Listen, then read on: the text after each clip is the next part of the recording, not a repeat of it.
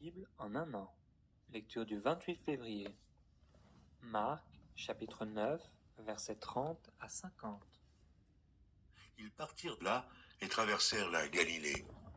Jésus ne voulait pas qu'on le sût, car il enseignait ses disciples et il leur dit : Le Fils de l'homme sera livré entre les mains des hommes. Ils le feront mourir et 3 jours après qu'il aura été mis à mort, il ressuscitera. Mais les disciples ne comprenaient pas cette parole et ils craignaient de l'interroger. Ils arrivèrent à Capernaum. Lorsqu'il fut dans la maison, Jésus leur demanda : De quoi discutiez-vous en chemin ? Mais ils gardèrent le silence, car en chemin, ils avaient discuté entre eux pour savoir qui était le plus grand. Alors il s'assit, appela les 12 et leur dit : Si quelqu'un veut être le premier, il sera le dernier de tous et le serviteur de tous. Il prit un petit enfant, le plaça au milieu d'eux, et l'ayant pris dans ses bras, il leur dit : Quiconque reçoit en mon nom un de ces petits enfants me reçoit moi-même, et quiconque me reçoit, reçoit non pas moi, mais celui qui m'a envoyé. Jean lui dit : Maître, nous avons vu un homme qui chasse les démons en ton nom, et nous l'en avons empêché parce qu'il ne nous suit pas. Ne l'en empêchez pas, répondit Jésus, car il n'est personne qui, faisant un miracle en mon nom, puisse aussitôt après parler mal de moi. Qui n'est pas contre nous et pour nous. Et quiconque vous donnera à boire un verre d'eau en mon nom, parce que vous appartenez à Christ, je vous le dis en vérité, il ne perdra point sa récompense. Mais si quelqu'un scandalisait un de ces petits qui croient, il vaudrait mieux pour lui qu'on lui mît au cou une grosse meule de moulin et qu'on le jetât dans la mer. Si ta main est pour toi une occasion de chute, coupe-la. Mieux vaut pour toi entrer manchot dans la vie que d'avoir les 2 mains et d'aller dans la géhenne, dans le feu qui ne s'éteint point. Et si ton pied est pour toi une occasion de chute, coupe-le. Mieux vaut pour toi entrer boiteux dans la vie que d'avoir les 2 pieds et d'être jeté dans la géhenne, dans le feu qui ne s'éteint point. Et si ton œil est pour toi une occasion de chute, arrache-le.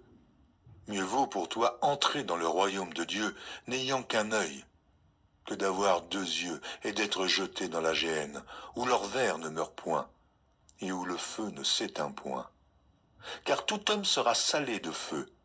Le sel est une bonne chose. Mais si le sel devient sans saveur, avec quoi l'assaisonnerez-vous ?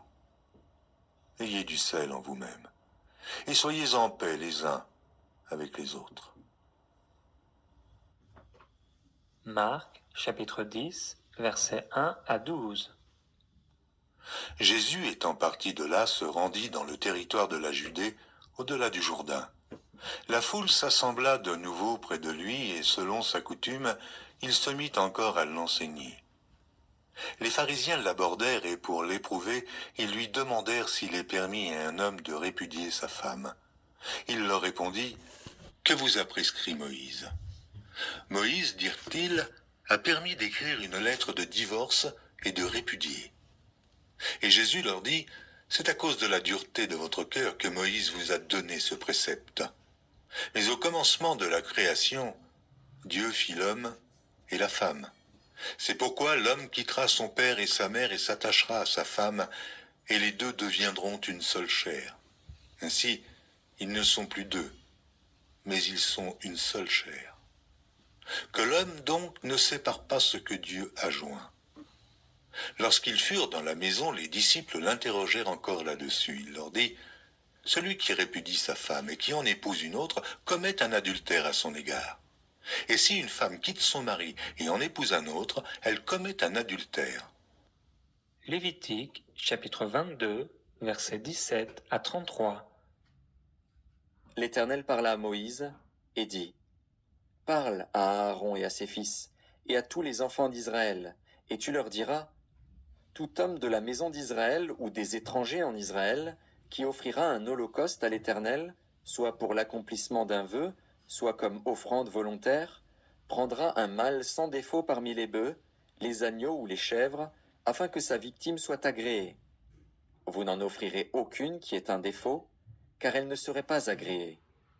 Si un homme offre à l'Éternel du gros ou du menu bétail en sacrifice d'action de grâce, soit pour l'accomplissement d'un vœu, soit comme offrande volontaire, la victime sera sans défaut, afin qu'elle soit agréée.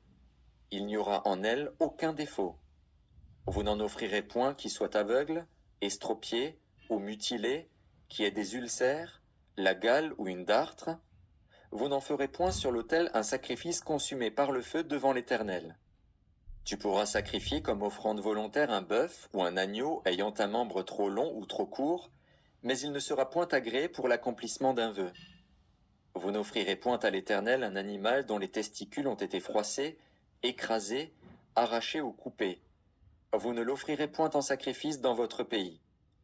Vous n'accepterez de l'étranger aucune de ses victimes pour l'offrir comme aliment de votre Dieu, car elles sont mutilées, elles ont des défauts, elles ne seraient point agréées. L'Éternel dit à Moïse, un bœuf, un agneau ou une chèvre, quand il naîtra, restera 7 jours avec sa mère. Dès le 8e jour et les suivants, il sera agréé pour être offert à l'Éternel en sacrifice consumé par le feu. Bœuf ou agneau, vous n'égorgerez pas un animal et son petit le même jour. Quand vous offrirez à l'Éternel un sacrifice d'action de grâce, vous ferez en sorte qu'il soit agréé. La victime sera mangée le jour même. Vous n'en laisserez rien jusqu'au matin. Je suis l'Éternel. Vous observerez mes commandements et vous les mettrez en pratique. Je suis l'Éternel. Vous ne profanerez point mon saint nom, afin que je sois sanctifié au milieu des enfants d'Israël. Je suis l'Éternel, qui vous sanctifie et qui vous ai fait sortir du pays d'Égypte pour être votre Dieu. Je suis l'Éternel. Lévitique, chapitre 23.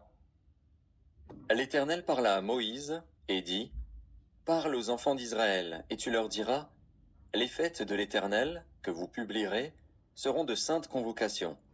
Voici quelles sont mes fêtes. On travaillera 6 jours, mais le 7e jour est le sabbat, le jour du repos. Il y aura une sainte convocation. Vous ne ferez aucun ouvrage, c'est le sabbat de l'Éternel, dans toutes vos demeures. Voici les fêtes de l'Éternel, les saintes convocations, que vous publierez à leur temps fixé. Le 1er mois, le 14e jour du mois, entre les 2 soirs, ce sera la Pâque de l'Éternel. Et le 15e jour de ce mois, ce sera la fête des pains sans levain en l'honneur de l'Éternel. Vous mangerez pendant 7 jours des pains sans levain. Le 1er jour, vous aurez une sainte convocation, vous ne ferez aucune œuvre servile. Vous offrirez à l'Éternel, pendant 7 jours, des sacrifices consumés par le feu. Le 7e jour, il y aura une sainte convocation. Vous ne ferez aucune œuvre servile. L'Éternel parla à Moïse et dit, « Parle aux enfants d'Israël et tu leur diras, quand vous serez entrés dans le pays que je vous donne, et que vous y ferez la moisson, vous apporterez au sacrificateur une gerbe, prémisse de votre moisson. Il agitera de côté et d'autre la gerbe devant l'Éternel, afin qu'elle soit agréée. Le sacrificateur l'agitera de côté et d'autre, le lendemain du sabbat. Le jour où vous agiterez la gerbe, vous offrirez en holocauste à l'Éternel un agneau d'1 an sans défaut. Vous y joindrez une offrande de 2 dixièmes de fleur de farine pétrie à l'huile, comme offrande consumée par le feu, d'une agréable odeur à l'Éternel. Et vous ferez une libation d'1/4 de hin de vin. Vous ne mangerez ni pain, ni épis rôtis ou broyés, jusqu'au jour même où vous apporterez l'offrande à votre Dieu. C'est une loi perpétuelle pour vos descendants, dans tous les lieux où vous habiterez. Depuis le lendemain du sabbat, du jour où vous apporterez la gerbe pour être agitée de côté et d'autre, vous compterez 7 semaines entières. Vous compterez 50 jours jusqu'au lendemain du 7e sabbat. Et vous ferez à l'Éternel une offrande nouvelle. Vous apporterez de vos demeures 2 pains, pour qu'ils soient agités de côté et d'autre.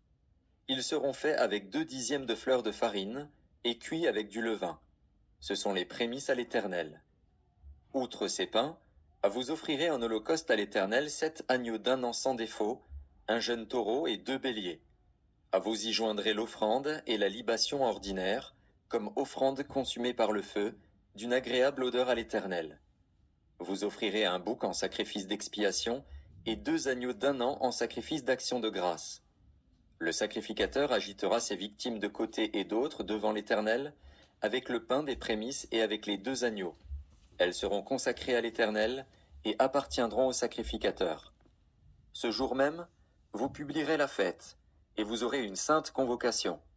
Vous ne ferez aucune œuvre servile.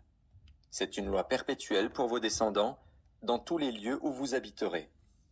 Quand vous ferez la moisson dans votre pays, tu laisseras un coin de ton champ sans le moissonner, et tu ne ramasseras pas ce qui reste à glaner.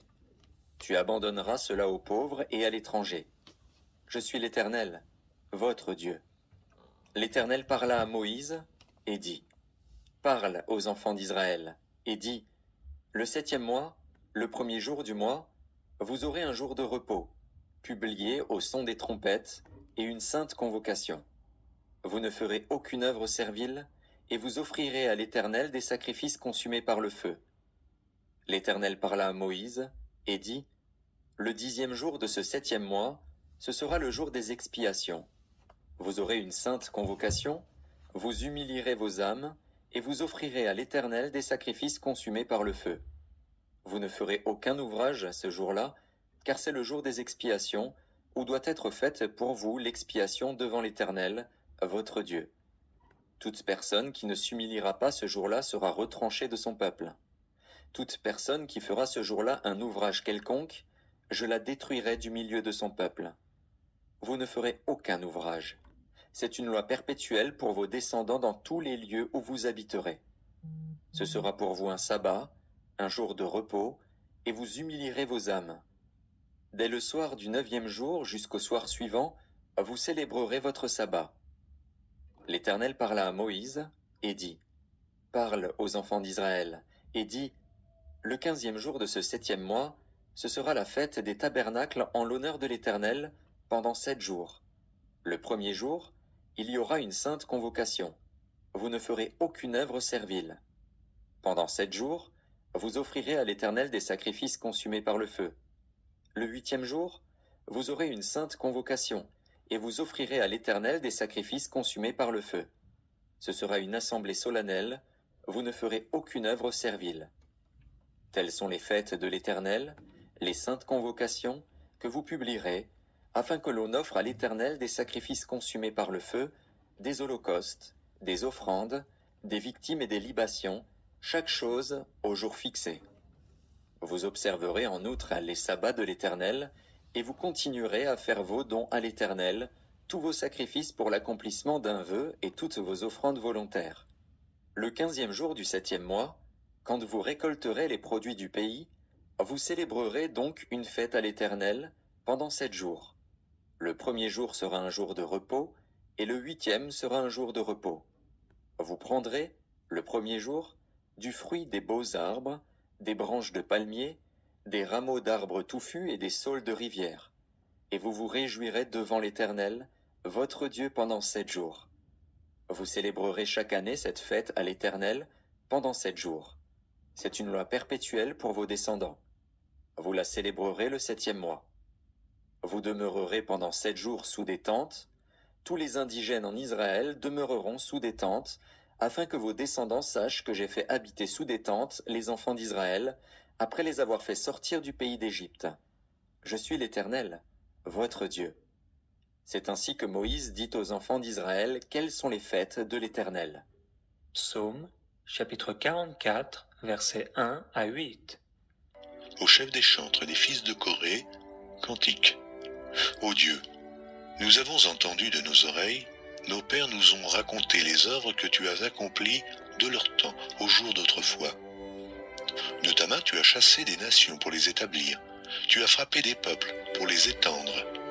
Car ce n'est point par leur épée qu'ils se sont emparés du pays, ce n'est point leur bras qui les a sauvés. Mais c'est ta droite, c'est ton bras, c'est la lumière de ta face, parce que tu les aimais. Ô Dieu, tu es mon roi, ordonne la délivrance de Jacob. Avec toi, nous renversons nos ennemis, avec ton nom, nous écrasons nos adversaires. Car ce n'est pas en mon arc que je me confie, ce n'est pas à mon épée qui me sauvera. Mais c'est toi qui nous délivres de nos ennemis et qui confonds ceux qui nous haïssent. Proverbe, chapitre 10, verset 19. Celui qui parle beaucoup ne manque pas de péché, mais celui qui retient ses lèvres est un homme prudent.